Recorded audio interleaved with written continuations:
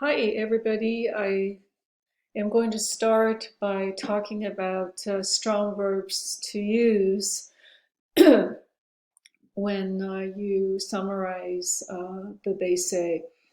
There are four categories of verbs here: verbs for making a claim, verbs for showing agreement, verbs for questioning or disagreeing, verbs for making recommendations, and you're likely to strew them in your text. So I know that we all have our pet verbs, for agreeing, like I agree, right? But there are these other words that we can also use. Okay, so we are not we don't sound stuck in a groove. Anyway, I coded some of these words red just for you to try them out, but you can also try out the rest.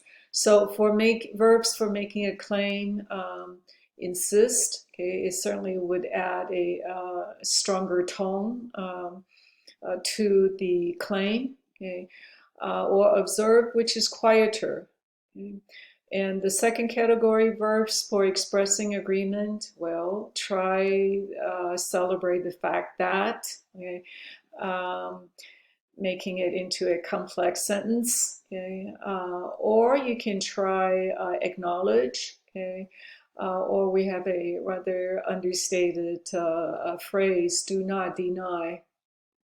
um, and then verbs for questioning or disagreeing, complain is a good verb, okay?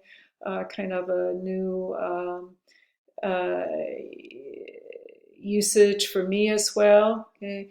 Or just the verb question. Okay? Finally, verbs for making recommendations. This usually comes at the end of the essay, so I can try advocate. In fact, we'll go back to this word at the end of this video lecture. All right, now we're going to start in earnest the chapter 2, the art of summarizing, and we're going to talk about what is the art. So there are 3 points to bear in mind. One is suspend your belief or disbelief when you summarize. Park your opinion outside. Okay, leave yourself out of the summary. So that's point number one. Point number two, the closest cliche syndrome, and this is when the student writer distorts the writer's point of view to suit the student writer's own idea. Okay? And she may be doing this without being aware of it. So, and the end result is the student ends up expressing her idea instead of the writer's idea. Cleo, be quiet. Okay.